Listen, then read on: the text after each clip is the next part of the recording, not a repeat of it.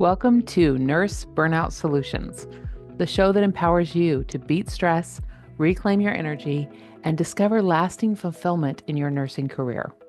I'm your host, Betty McLean. I'm a nurse with over 20 years of experience, and I'm also a certified life and certified burnout coach. I'm here to share expert insights with you, a lot of practical tools, and some inspiring stories.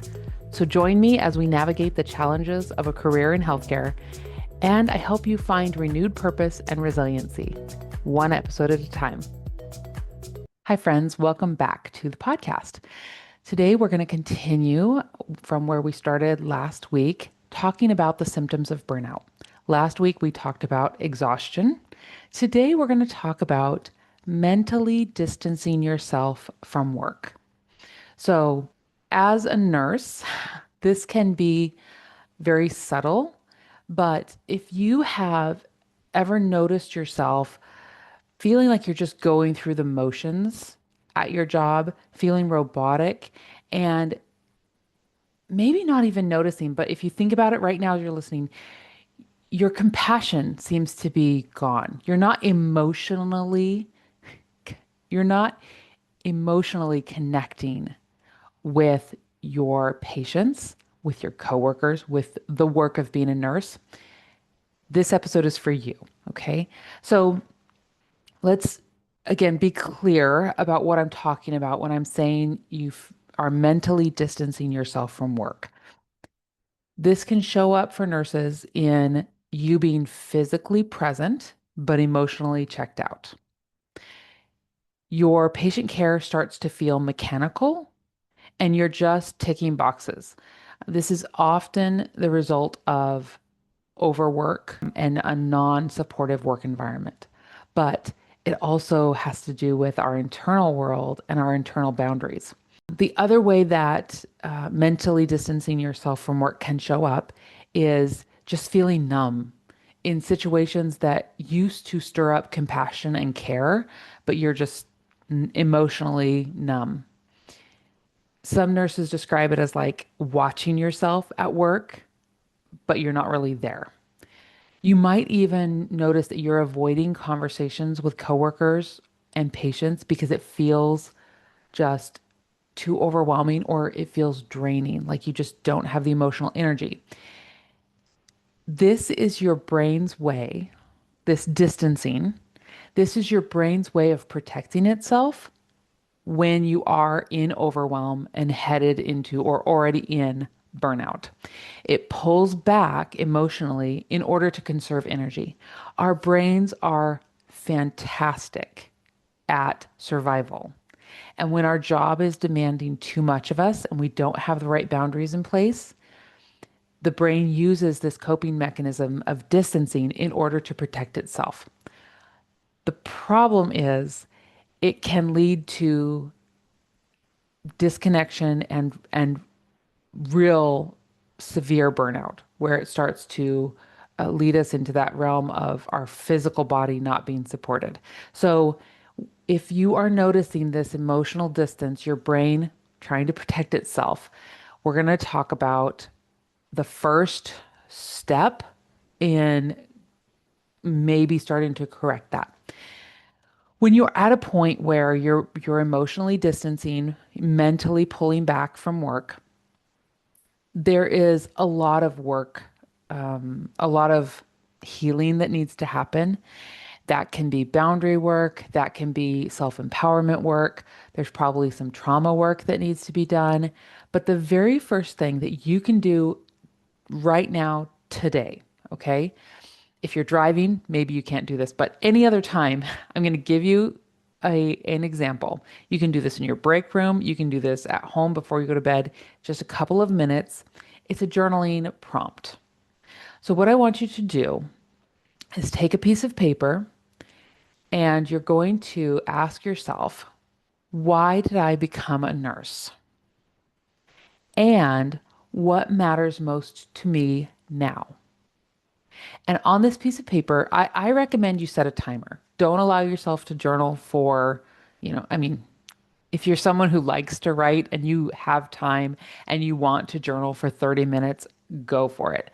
But I would just set a timer and say 4 minutes. Why did I become a nurse? And what do I value most right now? What matters most to me right now?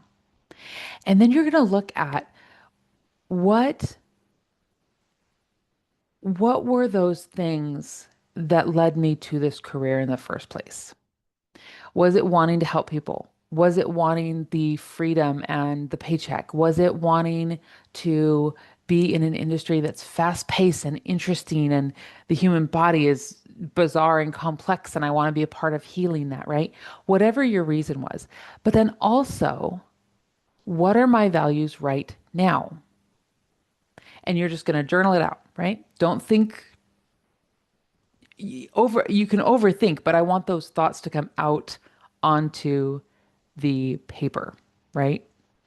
Because once we get it out of our brain and onto paper, we can then look at it and help our brain come out of the like fear and I need to conserve energy, I need to keep myself safe and start to look at the bigger picture. Maybe you came to nursing very much from a place of compassion and calling, and I want to make a difference in people's lives, right? That is so important to connect back to your why for healing from burnout. If you understand why you're there each day, you automatically give yourself a boost of personal empowerment.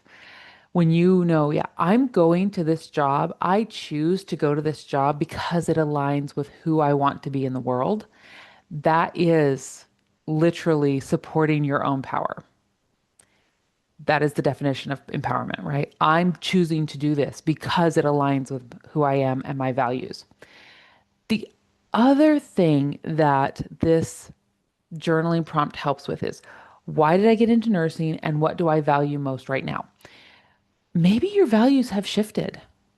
Maybe you got into nursing when you were 22 years old, right?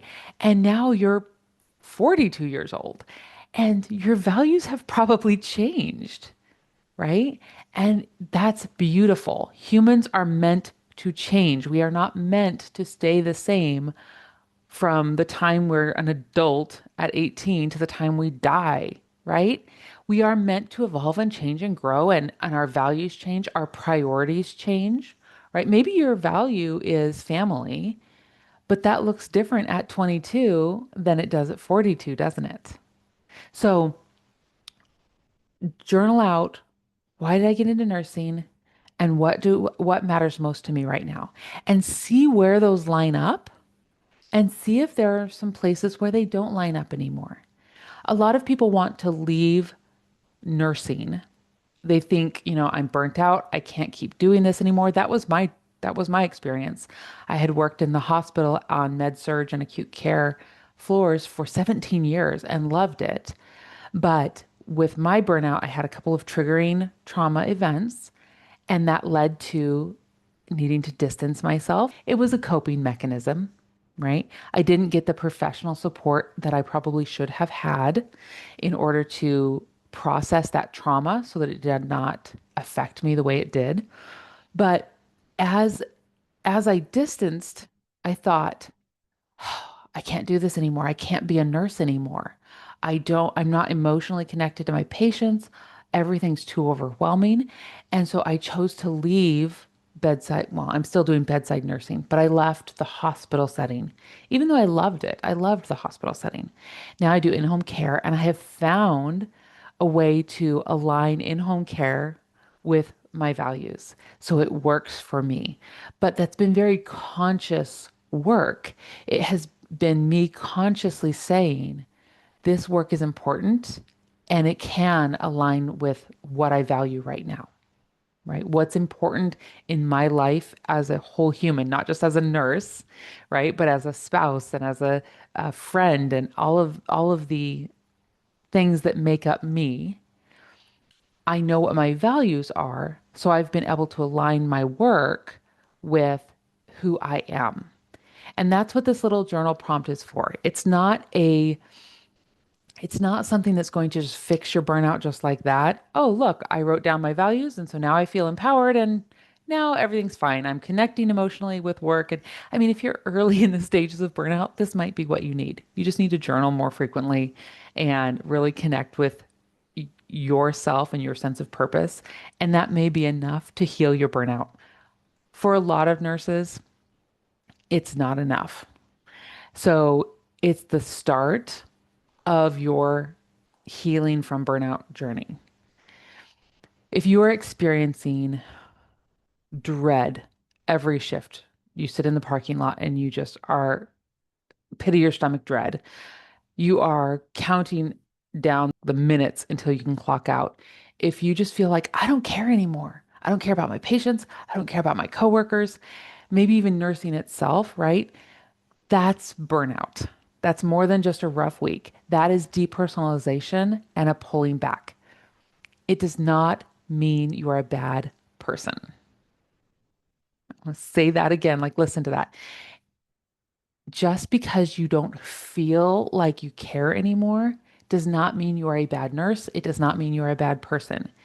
That is your brain's survival mechanism kicking in. It is trying to keep you safe. And that's okay. That's a beautiful thing. That's why humans have made it as long as we have, because our brains are very good at keeping us emotionally safe. The problem is, if it is left unaddressed, it will turn into bitterness, it will turn into guilt, and you will get to a point where you will need to walk away, or you will just become that burnt out, horrible nurse who people can't stand to be around and who can't stand to be around themselves, right? This one journaling exercise of looking at your value, why did you get into nursing and what do you value now? That won't pull you out of the spiral, but it can be the catalyst to start you on the deeper work of recovery. And that work will involve rewiring some thought patterns, learning to regulate your nervous system, healing from trauma, building better support structures around yourself so that you are not alone going through this. And there's a lot of ways you can go about your healing journey. If that is something that you know you need, I would love for you to schedule a free consultation with me. I might be the perfect person to help you on that road to recovery. But for some people, I'm going to refer you to a licensed therapist. For some people, you may not feel like my style of coaching is what you need yet, and so you're going to keep looking. But a consultation call is 30 minutes to an hour, and it can be on the phone or it can be on Zoom, and it's just us looking at where are your biggest symptoms right now? Where are the areas where you are experiencing a lot of pain and pressure and issues? And then what are some steps that you can take to start to recover from that? So if that's of interest to you, you can go to my website, bettymclean.com. That's Betty, Betty, McLean, MCLEAN.com. Schedule a consultation and we'll just talk about this idea that work is hard and how do I start my recovery to a place where I love my work again. That is possible for you. So until next time, take excellent care of yourself and I will talk to you next week. Thanks for listening today to Nurse Burnout Solutions. Remember, I really believe that all stress is manageable and burnout is not inevitable. If you are struggling with stress or in burnout, I can help. Check out the show notes for ways that we can connect and get you the support that you deserve.